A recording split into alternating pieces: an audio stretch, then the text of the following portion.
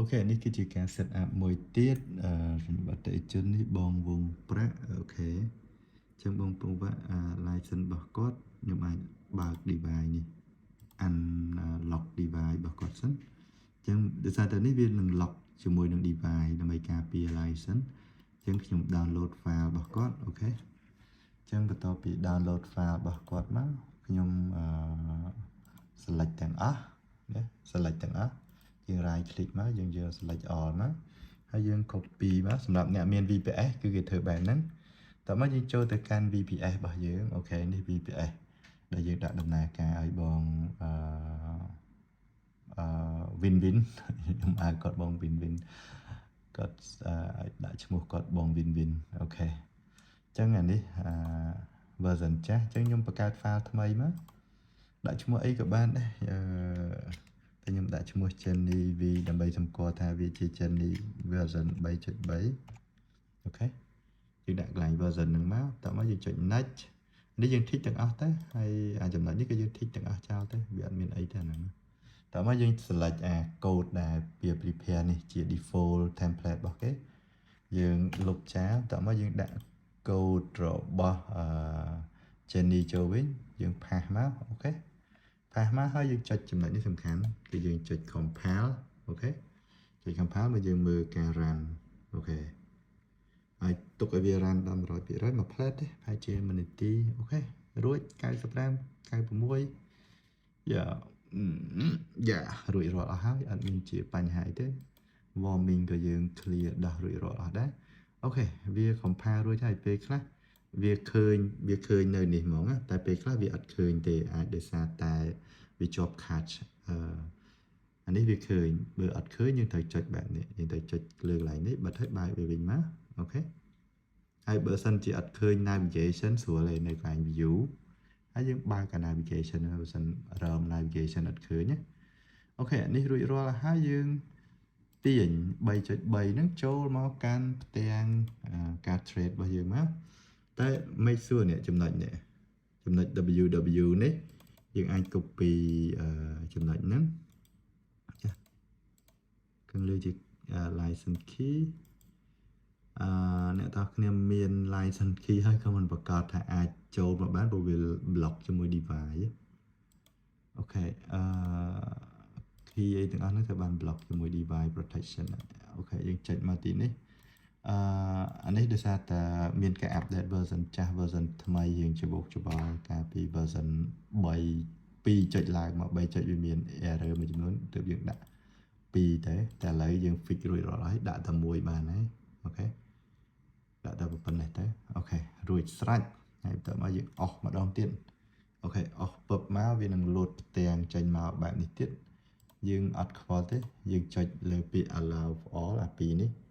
ទាំងពីរហ្នឹងឲ្យ Jenny គ្រប់គ្រងការទិញលក់របស់យើងអូខេរួចស្រេចអញ្ចឹងយើងនេះគឺបញ្ជាក់ថាដំណើរការទាំងពណ៌ខៀវនេះហើយប៊ូតុងពណ៌បៃតងនេះបើន័យថាដំណើរការបើបញ្ឈប់វាគឺយើងចុចនេះវានឹងក្រហមចុចនេះគឺដំណើរការឡើងវិញអូខេអញ្ចឹងពេលយើងចុចអានេះពណ៌ក្រហមអានេះចេញពណ៌ gray អញ្ចឹងនៅពេលដែលយើងបើកឲ្យ Jenny ដំណើរការវិញគឺយើងអាចបើកបែបនេះហើយបន្ទាប់ពីដាក់ឲ្យ Jenny ដំណើរការហើយយើងអាច test សាកមើលតើ Jenny ដំណើរការអត់គឺយើងអាចចុចប៊ូតុង Ask Jenny លើ screen trade នេះតែម្ដងអញ្ចឹង Ask Jenny វាបញ្ជាក់ថា cannot connect to license តែវាអត់ជាបញ្ហាទេ notice security cannot connect to license អានឹងដែលថាយើង set up ថ្មីវាត្រូវការពេលប្រហែលជានាទី2នាទីទើបវា connect ស្រួលបួលវាតាមបញ្ជូនទិន្នន័យទៅមកសិនអូខេអញ្ចឹងរួចរាល់ដល់អញ្ចឹងការ set up មានប៉ុណ្្នឹងហើយងាយអូខេនេះគឺជារបៀបនៅក្នុងការតម្លើង Jenny EA ចូលទៅក្នុងនេះអូខេអានេះខ្ញុំកំពុងតែតម្លើងទៅកាន់អតិថិជនបន្ទាប់ពីយើងបង្កើត file EA ហើយយើងលុបចោលទៅទិន្នន័យនៅក្នុងហ្នឹងខ្ញុំ select យក all ហ្នឹងអូខេ select all delete post តោះមកយើង pass នៅ EA file បើយើងយក file ហ្នឹង download យកទៅហ្មងក៏បានដែរហើយតែយើងដាក់ចូលនៅក្នុង VPS របស់យើង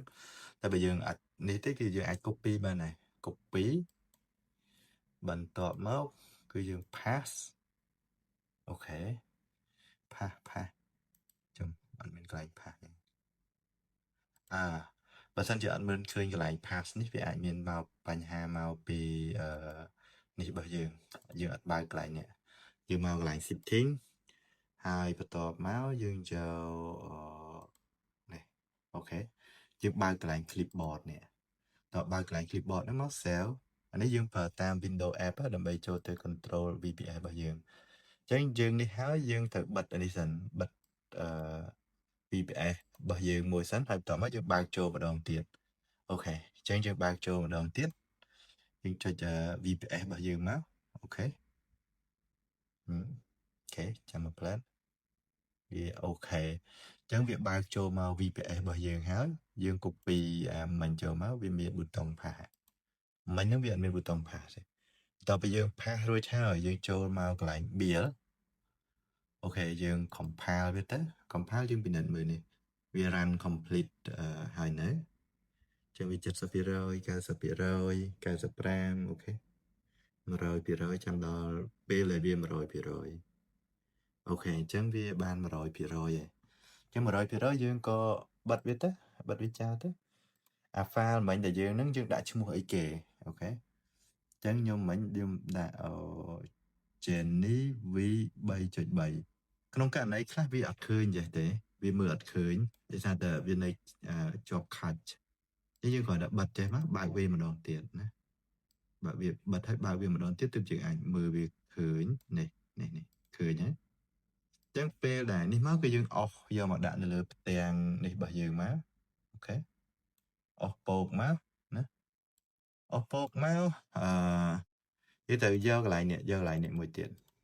បាទសំខាន់គឺយក link នេះ https://www.com.ai-only.com ហ្នឹងព្រោះវាធ្វើការបញ្ជូនទិន្នន័យឡើងទៅទិន្នន័យទីផ្សារឡើងទៅហើយក៏វាទទួលទិន្នន័យនៃការបញ្ជាត្រឡប់មកវិញផងដែរថាគួរចូលឬក៏មិនចូលទីផ្សារអញ្ចឹងយើង copy វាមកអូខេ cancel សិនអូខេយើង cancel សិនយើងមកកន្លែងនេះ tool ហើយយើងចុចចុះមកកាន់ option មកកាន់ option មកវានឹងបើកហើយយើងចូលនេះ expert advisory យើងបើក allow បាទតិចនេះមិនបាច់ចាំតិចអា3នេះទេតិចអា3នេះវារៀង danger ដែរបើសិនជាមានអីនៅក្នុងហ្នឹងគឺយើងអាចលុបវាចោលក៏បានដែរអានេះខ្ញុំធ្វើឡើងវិញម្ដងទៀតអូខេអញ្ចឹងនៅប្រឡោះហ្នឹងយើងផាសវាចូលមកអូខេផាសតែប៉ុណ្្នឹងមកអូខេជាការស្រេចដែរអូខេអញ្ចឹងពេលដែលយើងផាសវាហើយវាអូខេហើយយើងអស់មកម្ដងទៀតណាអូខេអញ្ចឹងនេះគឺរួចរាល់នេះគឺជាកន្លែងដែលយើងអាចដូរបើន័យថាដូរ side load របស់យើងបានអញ្ចឹងចំពោះនេះខ្ញុំអាចតម្លើង side load គាត់រហូតទៅដល់2ព្រោះទុនរបស់គាត់ឥឡូវកំពុងតែកើនឡើងហើយអញ្ចឹងខ្ញុំធីកកន្លែងនេះមួយទៀតនេះកន្លែង allow ធីកប៉ុណ្ណឹងមកគឺអូខេស្រេចហើយអូខេអញ្ចឹងការតម្លើងងាយស្រួលធ្វើតែប៉ុណ្ណឹងមកគឺយើងអាចនេះបានហើយគឺយើងអាចបង្កើតនៅដំណើរការនៅ Jenny V.3 បន្ទាប់ពីដំណើរការហើយនេះវាមានប៊ូតុង apps នេះអញ្ចឹងបើយើងចង់តេស្តសាកមើលប៊ូតុងនេះគឺវា connect ជាមួយនឹង server យើងអាចចុចទទួលយកសញ្ញាភ្លាមតែម្ដង VPA block license restriction different computer to differentអូខេដោយសារតែវាជាប់ lock តទៅជាមួយ computer EA នេះបាន set នៅ computer មួយហើយខ្ញុំយកមក set នៅនេះមួយទៀតចឹងវា block set ឡើងវិញ block ចឹងវាត្រូវការ permission ទៅបើកនៅadmin dashboard អត់អីទេយើងគ្រាន់តែបើក permission ទៅវានឹងដំណើរការអូខេវាអត់មានជាបញ្ហាអីទេនេះវាប្រាប់ថាត្រូវបាន block ដោយសារ license នឹងវា change status អូខេបើសិនជានេះអូខេយើងមានការគ្រប់គ្រង license របស់យើងអូខេអញ្ចឹងដោយសារតែវាជាប់ block ដោយសារនៅទីនេះអូខេវាជាប់ block device block អញ្ចឹងខ្ញុំ unlock វាវិញមកជាការស្រេចអូខេតែ unlock មកទើបវាដំណើរការធម្មតាអញ្ចឹងពេលដែលខ្ញុំ click ម្ដងទៀតវាអាចនឹងរងចាំពេលបន្តិចដើម្បីឲ្យវាស្គាល់គ្នាតែវាអត់អីវាដំណើរការជាទូទៅធម្មតាទេប៉ុណ្ណឹងអូខេអញ្ចឹងក្នុងការ set up របស់វាប៉ុណ្ណឹង